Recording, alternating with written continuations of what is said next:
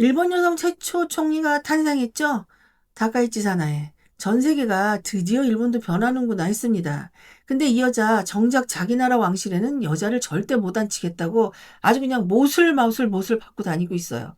이거 뭐 참 정말 아이러니하지 않나요? 일본 첫 여성 총리가 일본에서 가장 사랑받는 황녀의 직위를 온몸으로 맡고 있다는 게. 그런데 이건 시작에 불과합니다. 지금 일본 정치권 뒤에서는 85세 노 정치인 한 명이 헤이안 시대 후지와라 가문의 권력 찬탈 스토리를 그대로 재현하려고 한다는 의혹이 나오고 있어요. 근데 그 의혹이 아닌 것 같아. 하고 있는 꼬라지 보면 지금 이 이야기가 맞는 것 같습니다. 음모론은 아닌 것 같아요. 그 사람 이름이 아소타로. 이 사람 다 아시죠? 그 망원 제조기로 한국에서 왜 유명하잖아요. 이 사람의 여동생이 옛날에 황족한테 시집을 갔대요. 지금 이 사람이 버리려는 계획이 실현되면 자기 핏줄이 언젠가는 일본 천황 자리에 앉을 수도 있답니다. 이거 참 말이 안 된다고요. 저도 그렇게 생각해요. 근데 지금 실제로 이 시나리오가 일본 국회에서 법안으로 진행되고 있습니다. 그리고는 그 반대에 있는 국민들이죠. 즉 일본 국민 대다수가 다음 천황으로 원하는 사람은 따로 있어요. 그 사람이 근데 여자라는 이유 하나만으로 지금 완전히 배제당하고 있습니다. 이게 배제만 당하면 괜찮은데 그 아이코의 아버지 지금 천황을 자민당이나 다카이치는 좀 굉장히 모욕을 주고 있습니다. 얼마 전에 네덜란드에 공무차 그 천황이 초대를 받아서 그 출장을 가는 그런 외유가 있었습니다. 그런데 그 넷도요 애들이 전부 다 나와서 그 알바들이 다 동원된 것 같아요. 그런 얘기도 실제 전문가들이 하고 있어요. 야, 왜 너 네 돈 내고 가? 딸밖에 없는 주제에 뭐 이런 식으로 굉장히 막 모욕을 줬어요. 그런데 이게 이렇게 모욕을 주고 시끄러워지니까 실제로 일본 내 국민들이 믿는 국민들이 있는 거예요. 아니 놀러 간 것 같은데 그렇게 자기 돈으로 가지. 왜 나라에 그 비행기를 내주고 그러면서 왜 그런 걸로 타고 다니냐 막 이렇게 막 난리가 났어요. 그래서 이거를 또 굳이 나와서 천황이 이거를 해명을 했습니다. 굉장히 이게 참담한 거예요, 지금. 이런 적이 한 번도 없었어요. 나는 천황이라고는 안 부르고 항상 일왕이라고 부르는데 일단 그걸 떠나서 일본 쪽에서 천황이라고 부르니까 그러니까 그 천황이 해명을 하고 다녀. 그런 식으로 자기 처지를. 이 천황이 얼마나 우스워 보여요, 지금. 그래서 그 딸이 이런 아버지가 맨날 나와서 국민들한테 조롱받고 하는 부분에 대해서 해명하고 이런 그 천황의 그 다음 승계를 하는 그 자녀가 더 같이 도매급으로 지금 몰려있는 상황에 있는 거예요. 그러니까 이거를 아버지라기보다 아이꼬의 그 승계의 정당성에 대한 공격을 지금 하고 있는 거죠. 해주기 싫으니까. 지금 이런 상황이 벌어지고 있습니다. 여하튼, 자, 돌아가서. 예. 이번 영상에서는요. 그래서 일본 왕실이 지금 왜 천년 전 권력 다툼을 그대로 재현하고 있는지, 그리고 그 중심에 있는 두 후계자 후보, 국민에게 신뢰를 잃은 바보 왕자, 그리고 국민이 진짜 원하는 황녀, 이 둘의 이야기를 낱낱이 파헤쳐 보겠습니다. 먼저 지금 무슨 일이 벌어지고 있는지부터 짚고 갈게요. 지난 6월 30일 일본 정부는 황족수를 늘리기 위한 대책을 담은 황실 전범 개정안을 임시국무회의에서 확정했습니다. 이제 국회 심의만 남았고 이번 회기 안에 통과시키겠다는 게 정부 목표예요. 원래는 이 논의를 굉장히 조용한 분위기에서 차분하게 진행하자는 게 원칙이었대요.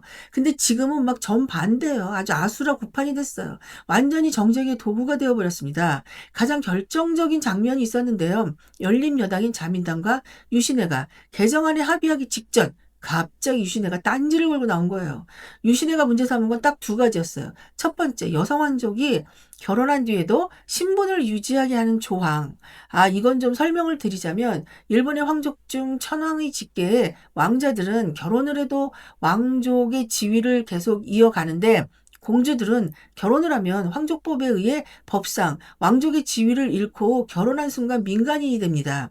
그러니까 여왕이 탄생을 해도 이 법 때문에 결혼을 하면 여왕이 결혼을 한다면 여왕이 민간인이 될 수 있는 상황이 있을 수 있으니 그 법부터 바꾸자는 거죠. 아니, 많이 이상해. 응.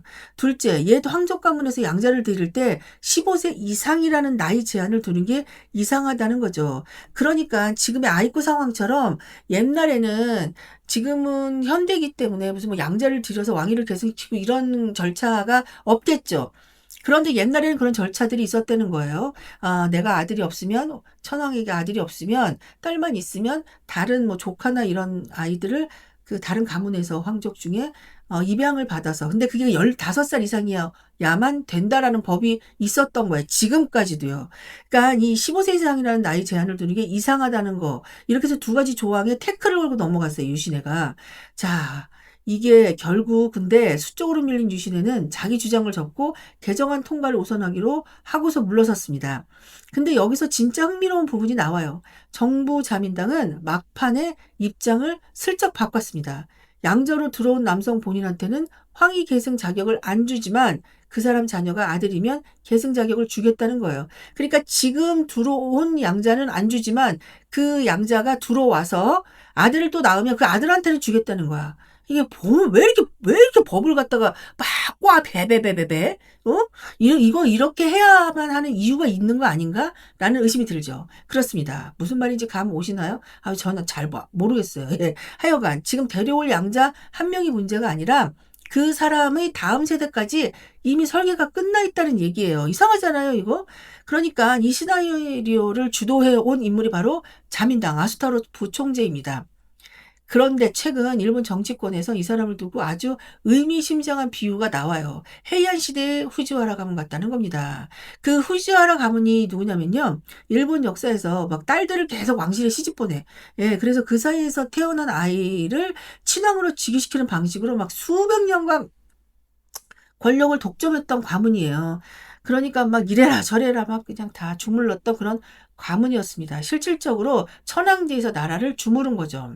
이 비유가 왜 나왔냐? 여기엔 아소타로의 개인사가 얽혀 있기 때문입니다. 아소타로의 친여동생이 옛날에 황족 가문으로 시집을 갔거든요. 그리고 지금 논의되는 양자 입적 계획이 바로 그 가문 쪽으로 흘러갈 가능성이 거론되고 있는 겁니다. 만약 이 시나리오가 현실이 된다면요. 양자로 들어온 사람의 아들이 언젠가 천황이 될 수도 있는 거고 그 실현의 공로는 고스란히 아소타로의 개인 것이 됩니다. 물론 나이가 많죠. 그래서 85세인 그가 그 순간을 직접 보기는 어렵겠지만 뭐 현실적인로는 그래요. 그렇죠? 근데 뭐 권력을 쥔 사람들이 뭐 원래 자기가 뭐 그냥 영생할 것처럼 막 그냥 믿고 살잖아요. 실제로 이 인연은 반세기 가까이 거슬러 올라갑니다. 1970년대 초 아소타로의 여동생이 황족으로부터 청혼을 받았고 이후 결혼으로 이어지면서 아소 가문은 황실과 깊은 연을 맺게 됐어요. 그리고 그 인연이 지금까지도 영향을 미치고 있을 가능성이 제기되는 겁니다. 여기서 반전이 하나 더 있습니다. 유신 공동대표가 왜 양자 나이 제한이 15세 이상이면 안 되는가를 설명하면서 이런 논리를 폈어요. 어릴 때 들어올수록 황실 환경에 빨리 동화된다고요. 근데 이 말 잘 생각해 보면 완전 자충수예요. 핏줄보다 자란 환경이 중요하다는 논리잖아요. 이 논리를 그대로 따라가면 결론이 굉장히 이상해지지. 지금 일본 황실에서 나고 자란 사람은 딱 한 명, 아이코 공주뿐이거든요. 그래서 핏줄도 이어받고 황실에서 나고 자랐고 이 기준으로 보면 사실 가장 적합한 다음 천황 후보는 아이코 공주라는 얘기가 나올 수밖에 없는 거예요. 그런데 정작 이 발언을 한 사람들은 이 결론까지 가고 싶지 않은 거죠. 자, 이제 실질적으로 승계서열 얘기로 넘어가 볼게요. 현재 남계 남성 계승 원칙을 유지한다면 유일하게 남은 젊은 남성 왕족은 나루히토 천황의 조카 히사히토 천황 그 한 명뿐이에요. 사실상 이 사람이 남계 계승의 마지막 카드입니다. 문제는 일본 대중 사이에서 이 사람에 대한 여론이 굉장히 안 좋아요. 학창 시절부터 여러 논란이 따라다녔습니다. 명문 유치원과 초중고 진학 과정에서 특혜 입학 의혹이 반복적으로 제기됐고 그 대학도 마찬가지예요. 이게 왜 그러냐면 굉장히 진짜 바보래요. 그래서 이 학습 능력이 딸려서 아무리 뒤를 밀어준다고 한들 이런 입학 시험 테스트조차 받지 못할 지경의 능력이라는 거예요. 그 왕자가. 그래서 편법을 계속해서 동원을 하는 거예요. 대학도 굉장히 무리가 많았죠. 그러면서 뭐 장문 표절 논란까지 터지면서 이미지가 막 그냥 크게 나빠졌습니다. 그러다 보니 일본 네터에서는 이 사람을 향한 조롱 섞인 별명까지 생겼어요. 자신과 두 누나를 묶어서 부르는 열칭이 검색어 자동 완성에 뜰 정도로 퍼져 있을 정도입니다. 혈통은 있는데 자격은 없다. 이게 지금 일본 여론의 냉정한 시선이에요. 이 대목이 왜 중요하냐면 앞선 그 유신혜 대표가 말했던 환경이 혈통보다 중요하다는 논리를 다시 떠올려 보세요. 혈통은 있지만 환경적으로도 대중의 신뢰 면에서도 물음표가 붙는 후보와 애초에 황실에서 나고 자랐고 대중 이미지도 훨씬 안정적인 후보, 이 둘을 나란히 놓고 보면 지금 정치권이 밀어붙이는 방향이 얼마나 일본 국민들의 정서와 동떨어져 있는가가 보여지죠. 실제로 일본 여론조사들을 보면 여성 천황이나 여계 천황 허용에 대한 국민 지지는 꾸준히 높게 나오는 흐름입니다. 국민들은 이미 마음의 답을 정한 지 오래인데 정작 그 답을 실행할 힘을 가진 정치인들이 다른 그림을 그리고 있다는 거예요. 그러니까 지금 일본 내에서 너무 쪽팔려서 제가 천황이 되면 정말 너무 쪽팔려서 어디 고개를 못 들 형국이라서 국민들이 그러는 겁니다. 물론 그 아이코가 굉장히 인망이 좋은 것도 맞아요. 그러니 얼마나 극과 극으로 대비가 되겠어요. 다만 여자라는 하나로 이게 절대로 안 된다는 건 지금 일본 국민들이 납득을 하기 어려우니까 자꾸 아소타로나 자민당은 꼼수를 자꾸 두는 거예요. 자, 그리고 그 정치인들의 최전선에 누가 있어요? 다카이치 총리가 있습니다. 다카이치는 일본 역사상 첫 여성 총리라는 상징성과는 별개로 여성이 천황이 될 수 있도록 법을 바꾸는 것에 시종일관 반대해온 강경보수 정치인이에요. 이 지점이 지금 일본 사회에서 계속 논쟁거리가 되고 있습니다. 여성이 최고 권력에 오르는 건 되는데 왜 황실은 안 되는가라는 질문이에요. 그리고 일본에는 결혼하면 남편성을 따르죠. 그래서 다카이치한테 항상 물어봤어요. 아니 여성과 그러니까 남편과 부인이 별성을 따로 사용하는 거는 추진을 법상 안 하냐라고. 근데 이게 자기가 중요한 선거 때마다 굉장히 말을 흐렸어요. 근데 절대 안 된다 파에 이 여자는 시종일관 들어가고 있다는 겁니다. 그러니까 여성의 적은 여성이다라는 말이 맞는 것 같아. 예, 정리해 볼게요. 지금 일본 황실 전범 개정 논의의 명분은 황족수 확보입니다. 근데 그 이면을 들여다보면 특정 정치인의 개인적 야심, 여당 내 권력 다툼, 그리고 이미 신뢰를 잃은 후계자를 억지로 지키려는 무리수가 뒤섞여 있어요. 국민이 원하는 미래와 정치인들이 설계하는 미래가 정반대 방향을 향하고 있는 지금 과연 일본 황실은 어느 쪽으로 흘러갈까요?